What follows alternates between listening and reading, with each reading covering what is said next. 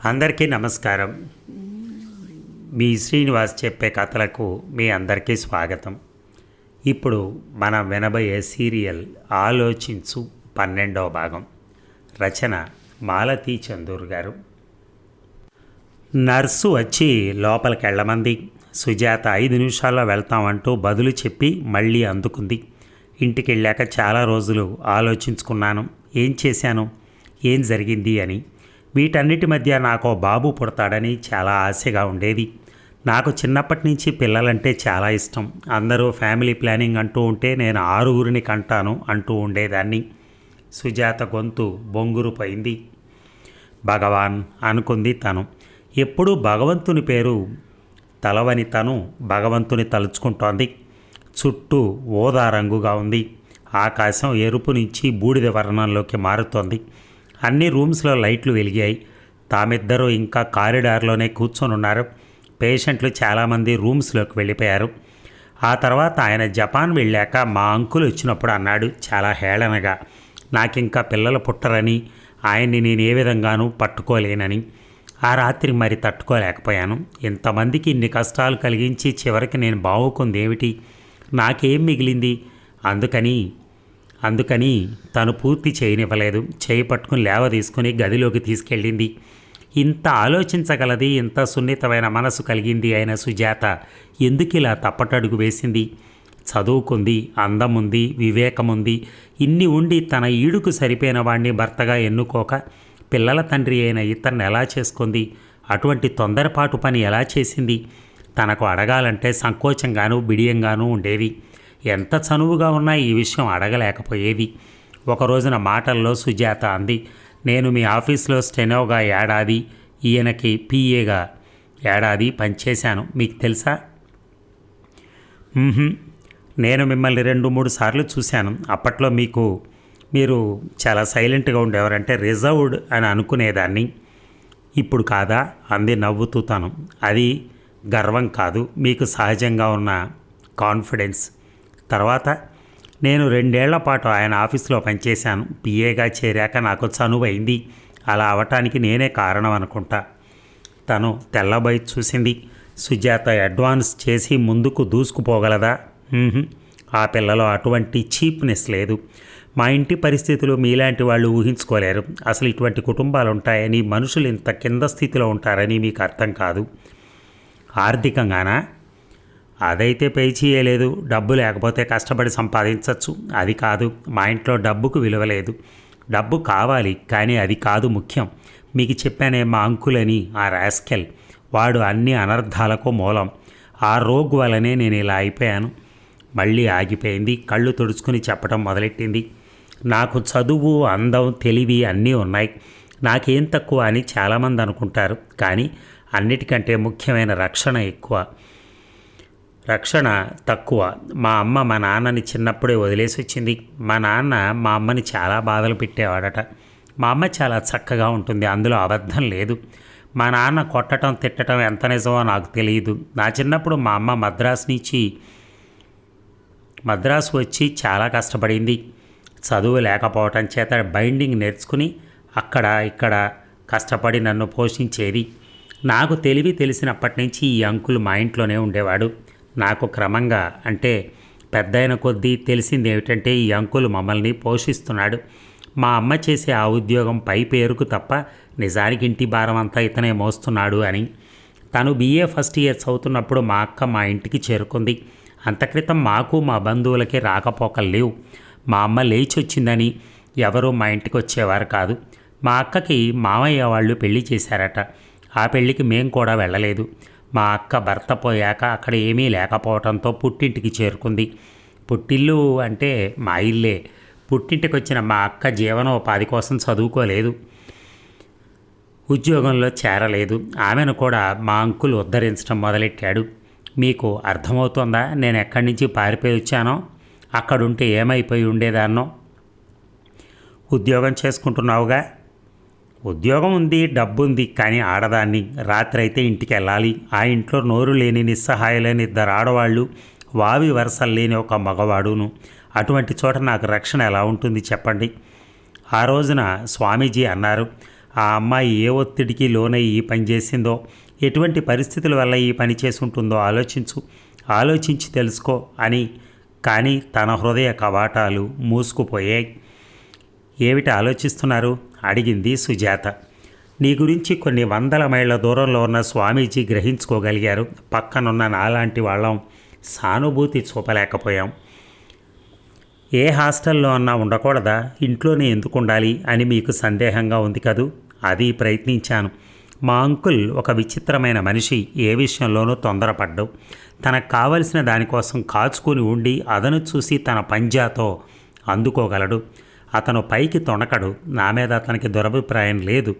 నన్ను హానరబుల్గా పెళ్లి చేసుకుందామనుకున్నాడు. చాలా బెట్టర్గా నవ్వింది తర్వాత సుజాత. ఊరుకో. చాలా రోజులు ఊరుకున్నాను. ఎటూ చెప్పకుండా ఊరుకున్నాను. కొన్నాళ్ళు వర్కింగ్ ఉమెన్స్ హాస్టల్లో ఉన్నాను. అక్కడ పడలేదు. జ్వరం పట్టుకుంది. దాంతో గతి లేక ఇంటికి వచ్చాను. రాగానే పెళ్ళి అంటూ పట్టుకున్నాడు. అతను పెళ్లి చేసుకుంటానని అనడంతో మా అమ్మకు కానీ అక్కకు కానీ తప్పు అనిపించలేదు. పైగా ఈ పెళ్లితో మేమంతా ఒకటైపోతామని అనటం మొదలెట్టారు. నాకు అప్పుడప్పుడు అనిపిస్తూ ఉంటుంది, నేను నిజంగా మా అమ్మ కడుపును పుట్టానా అని, లేక నన్ను పెంచుకుందా అని. తర్వాత ఏమైంది? నా చదువు, నా ఉద్యోగం ఇవేవి నన్ను అంకుల్ నుంచి తప్పించలేవు. నేనెవరినో ఒకరిని పెళ్లి చేసుకుని వెళ్ళిపోవాలి. అప్పుడు కానీ అతను తన ఉచ్చులు వేయటం మానుకోడు. కానీ నాకెవరు దొరుకుతారు? కాలేజీ స్టూడెంట్స్ క్లాస్మేట్స్ని పెళ్లి చేసుకోవటం సినిమాల్లో తప్ప జీవితంలో తటస్థపడదు. నా మటుకు నాకు ఒక్క యువకుడు పెళ్లి చేసుకుంటానని ముందుకొచ్చిన వాడు ఒక్కడు కూడా కనిపించలేదు. నా జీవితం తలుచుకుంటే ఈ సినిమాలు, నవలలు ఎంత పచ్చి అబద్ధాలో అని ప్రచారం చేస్తున్నాయో అనిపిస్తుంది. అలా అనకు, పరిస్థితులు అంతే అంది తను. అయ్యుండొచ్చు. మా ఇంటి పరిస్థితులను బట్టి ఎవరో ముందుకు రాకపోయి ఉండొచ్చు. అప్పుడే వీరితో పరిచయమైంది.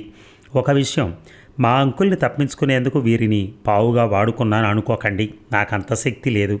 ఆయన అంత అమాయకులు కారు. నాకింటికి వెళ్ళాలంటే భయంగా ఉండేది. ఇల్లు అంటే అదేదో తోడేలు గుహలోకి అడుగు పెడుతున్నట్టుగా వణుకుగా ఉండేది. ఎంత రాత్రి అయినా సంతోషంగా పనిచేసేదాన్ని. సెలవు రోజుల్లో కూడా మనస్ఫూర్తిగా వచ్చి ఆఫీసు లెటర్సు, ఫైల్స్ చూస్తుండేదాన్ని. నాకు పని మీద ఉన్న శ్రద్ధ చూసి ఆయన మెచ్చుకోవడంతో మా పరిచయం ఆరంభమైంది. ఆపై తను వినదలుచుకోలేదు. సుజాత చెప్పను లేదు. కొంచెంసేపు ఆగి మళ్ళీ తనే అందుకుంది. నేనింత ధైర్యంగా డబ్బు, హోదా ఉన్న మనిషిని పెళ్లి చేసుకుంటానని మా అంకుల్ అనుకోలేదు. నాకు ఇటువంటి అదృష్టం లభిస్తుందని, నేను ఇలా తన చేయి జారిపోతానని ఊహించలేకపోయాడు ఆ రాస్కెల్. పెళ్లి చేసుకునే నాకు ఇల్లు, వాకిలి అని అవి ఏర్పరిచి నన్నింత ఆదుకునే వ్యక్తి వస్తాడని అనుకోలేదు. ఆయన మీద గౌరవం, ఆయన పొజిషన్ చూసి భయం. నేను తల్లిని కాబోతున్నాను. దాంతో వాళ్ళంతా కాస్త దూరంగా ఉన్నారు. కానీ ఈయన జపాన్ వెళ్ళాక రాకపోకలు మొదలెట్టారు. మొదట్లో అమ్మ, అక్క వస్తూ ఉండేవారు. తర్వాత అంకుల్ కూడా రావటం మొదలెట్టారు. నేను రావద్దు అని వాళ్ళ మొహం మీద చెప్పలేకపోయాను. ఒంటరితనం, నష్టమైపోయిన నా బిడ్డ, ఇవన్నీ నన్ను బలహీనురాలిని చేశాయి. నా బలహీనత వల్ల అంకుల్ అలా మాట్లాడగలిగాడు. ఎక్కడో చూస్తోంది సుజాత. నిన్ను నర్సింగ్ హోమ్లో చేర్పించాక మీ వాళ్ళెవరు వచ్చినట్టు లేదే? మీరంటే, మీ కుటుంబం అంటే చాలా భయం. ఆనాడు మీరు రాకపోయి ఉంటే మళ్ళీ ఆ ఊబిలో చిక్కుకుపోయి ఉండేదాన్ని. మీరు ఉన్నన్నాళ్ళు వాళ్ళు ఈ ఛాయలకు రారులే, మీ అండ ఉన్నన్నాళ్ళు. తను మాట్లాడలేకుండా ఉంది. పెద్ద పులిని తప్పించుకునేందుకు ఈ మంటల్లో దూకింది. ఈ మంటలు మనిషిని కాల్చి చంపుతున్నాయి. అతనొచ్చాక ఈ అమ్మాయి మనసుని, ఈ పిల్ల భయాలను అర్థం చేసుకొని ప్రవర్తిస్తే బాగుండు. తను ఎలా చెప్తోంది, ఏమని చెప్తోంది, ఇవన్నీ అతనికి తెలుసా? ఇంత వివరంగా తెలియదు. కానీ నాది అన్హ్యాపీ బ్యాక్గ్రౌండ్ అని మాత్రం తెలుసు. సరే, జరిగింది ఏదో జరిగిపోయింది. ఇందులో ఏ ఒక్కటి వెనక్కి తీసుకుపోలేం. నువ్వు ధైర్యంగా ఉండాలి. నీ వెనక మేమంతా ఉన్నాం. నీకేం భయం లేదు. భయం లేదు, కానీ దేనికోసం బతకటం మీరు చెప్పండి. దేనికోసం బతకమన్నారు? అతని కోసం, మా కోసం. మా వల్ల నీ జీవితం పాడైపోతే ఒప్పుకోను. నేను ఒకప్పుడు నీకు మళ్ళీనే చచ్చిపోదామనుకున్నాను. జీవితం శూన్యం అనుకున్నాను. కానీ ప్రతి జీవితానికి ఒక రియాక్షన్ ఉంటుంది అని స్వామీజీ నాకు నేర్పారు. అదే నేను నీకు చెప్తున్నాను. నీ జీవితం అర్థవంతం చేసుకో. ఇంకా చదువుకో, ఉద్యోగం చెయ్యి. ఆయన ఒప్పుకుంటారో లేదో. ఒప్పించు, మీరు చెప్పండి. నేను కల్పించుకోను. నీ విషయంలో నేను ఎప్పుడు కల్పించుకున్నా దాని వెనక నా స్వార్థం ఉండొచ్చు. ఏ మూల నుంచో నా స్వార్థం నా చేత తప్పటడుగు వేయించవచ్చు. నీ సమస్యను నువ్వే పరిష్కరించుకో. నీకు అని ఒక జీవితం కల్పించుకో. అప్పుడు నీకు మనశ్శాంతి లభిస్తుంది. ప్రయత్నించి చూస్తాను అంది సుజాత. ఆ తర్వాత వారం రోజులకి సుజాత తమ ఇంటికి తీసుకొచ్చింది.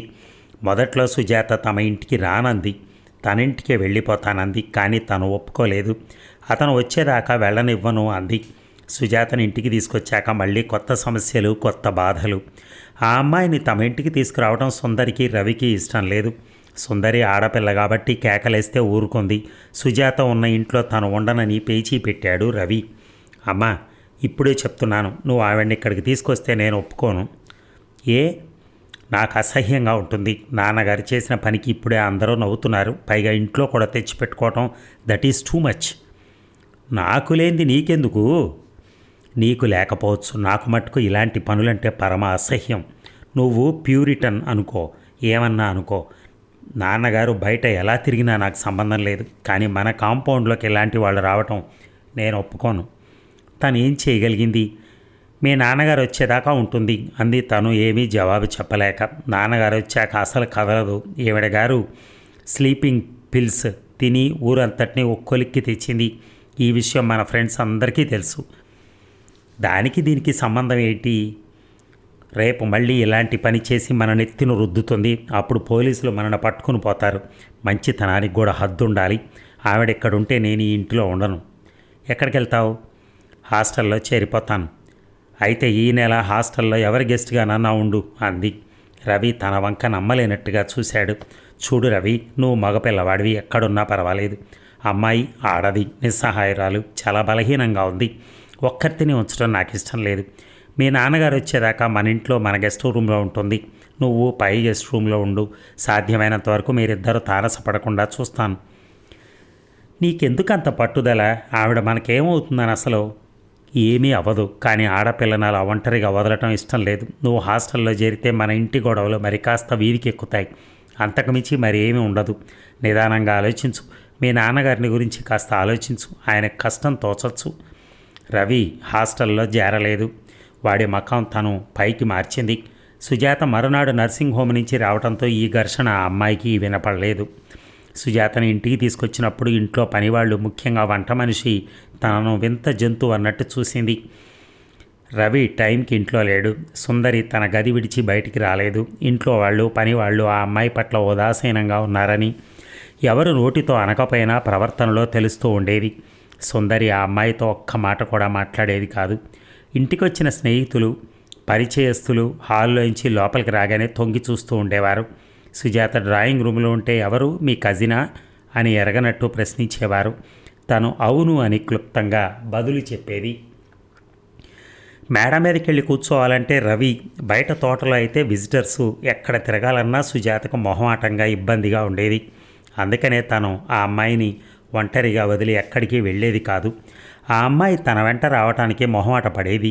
ఎక్కువ కాలం ఇంట్లోనే గడపడం చేత ఈ నెల్లాళ్లలో తామిద్దరూ చాలా సన్నిహితులయ్యారు. అప్పుడే ఎన్నో విషయాలు మాట్లాడుకున్నారు. శాంత, సుందరి దగ్గర లేని చనువు ఈ అమ్మాయి దగ్గర తనకు కలిగింది. ఆ అమ్మాయిని చూస్తే తనకు అసూయగా ఉండేది కాదు, కోపం వచ్చేది కాదు. ప్రేమకు, ఆప్యాయతకు కరువు వాచినట్టుగా సుజాత తనను పట్టుకుని దేవులు ఆడుతుంటే ఎలానో ఉండేది. ఆ అమ్మాయి ఎప్పుడు ఇక్కడున్నా తనకు అభ్యంతరం లేదు, తన మనసు బాధపడదు అనుకుంటూ ఉండేది. సుజాతను నర్సింగ్ హోమ్ నుంచి తీసుకొచ్చిన 6వ రోజు శాంత వచ్చింది తమ ఇంటికి. రఘు ఒక మధ్యాహ్నం వేళ దాన్ని దించి వెళ్ళాడు. అది అప్పుడప్పుడు స్పెండింగ్ అని వచ్చి పోవటం ఉంది కానీ ఈసారి అదేదో అడగబోతుందని, తగాదాలు ఆడబోతుందని తనకెందుకో అనిపించింది. ఎప్పట్లాగా కబుర్లు మాటలు అయ్యాక సుజాత లోపల గెస్ట్ రూమ్లో ఉండడం చూసి బయట లాన్లో కూర్చున్నప్పుడు శాంత తనని అడిగింది గొంతు తగ్గించి, ఆవిడని ఎందుకమ్మా ఇక్కడికి తీసుకొచ్చావు? తనకి నవ్వొచ్చింది. ఇంట్లో ఉన్న ఇద్దరు పిల్లలకి తను సంజాయిషి చెప్పుకోవటం అయిపోయింది. ఇక శాంత ఒక్కతే మిగిలింది. ఏ అంది తను. నువ్వు చేసిన పనికి మా అత్తగారు తమాషాగా మాట్లాడుతోంది. మా మామగారు సరే అదేదో విడ్డూరంగా నువ్వేదో కాని పని చేస్తున్నావు అంటున్నారు. నీతో అన్నారా? నాతో కాదు, మా అత్తగారు ఆయన కూర్చొని మొన్న సాయంత్రం తీరిగ్గా మొదలెట్టారు నా చెవుల్లో పడాలని, నాకు వినిపించాలన్న ఉద్దేశం. ఏమన్నారేమిటి?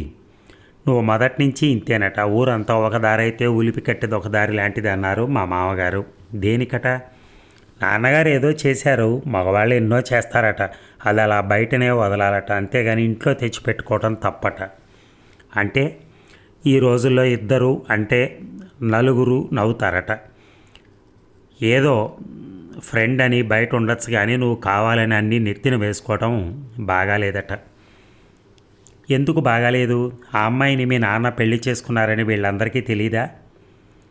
తెలుసు, తెలిసినా ఇలాంటివి బాహాటంగా ఒప్పుకోకూడదట. మాంసం తింటామని బొమికలు మెళ్ళ వేసుకుంటామా అంటూ మామగారు నవ్వారు. అంటే మాంసం దొంగచాటుగా తింటే తప్పు లేదన్నమాట. ఎటొచ్చి బొమికలు వేసుకోవటమే తప్పంటావు, అవునా? నేను కాదు, మా మామగారు అంటున్నారు. నీకు కూడా ఇది తప్పని తోచడం చేత నా దగ్గర ఎత్తుతున్నావు, అవునా? అది కాదు, వాళ్ళు అలా అంటుంటే ఎలానో ఉంది అని అంది శాంత. ఎవరిని? నిన్ను. దేనికట? ఆవిడని తీసుకొచ్చి మన ఇంట్లో పబ్లిక్గా ఉంచుకోవటం తప్పట. తనకి పక్కాలన్న నవ్వొచ్చింది. ఉంచుకునేందుకు తనే మగవాడా? ఆపుకోలేక పైకి నవ్వేసింది. ఎందుకమ్మా నవ్వుతున్నావు? మీ మామగారి మాటలకి. తప్పు చేసిందేమో మీ నాన్న, మధ్య నన్నెందుకు అంటున్నారో అర్థం కావట్లేదు. మగవాళ్ళు ఇలాంటివి చేయటం సర్వసహజం. అదేదో పెద్ద గొప్పగా నర్సింగ్ హోమ్లో ఉండి సేవ చేయటం, అక్కడితో ఆగాక ఇంటికి తీసుకొచ్చి పెట్టుకోవటం, ఇదంతా మర్యాదగా లేదట. మరి మీ నాన్న చేసిన పని మర్యాదగా ఉందా? ఆ రోజున వీళ్ళందరూ ఎందుకు ఊరుకున్నారు? ఎలా ఊరుకున్నారు? ఒక్కళ్ళైనా నోరెత్తారా? ఇది చట్టవిరుద్ధం అని అనగలిగారా? పైపెచ్చు మీ మామగారే దగ్గరుండి అలివేలు మంగాపురంలో పెళ్లి చేయించాట. నీకెలా తెలుసు? ఎలాగో అలాగా ఆ రోజు వీళ్ళెవ్వళ్ళకి నోరు రాలేదు. భార్య ఉండగా పిల్లలుండగా ఈ పని ఏమిటని అడక్కపోయారా? అడిగి ఈ పెళ్ళి ఆపించలేకపోయారా? మీ నాన్న అలా చేయటం న్యాయం. ఈరోజు ఈ పిల్ల ఆత్మహత్య చేసుకోబోతోంది అంటే అడ్డుకొని ఆదుకోవటం న్యాయం. చాలా బాగుంది. మీ నాన్న డబ్బు హోదా చూసి నోరు మూసుకున్నారా, లేక మగాడు కదా అని ఊరుకున్నారా?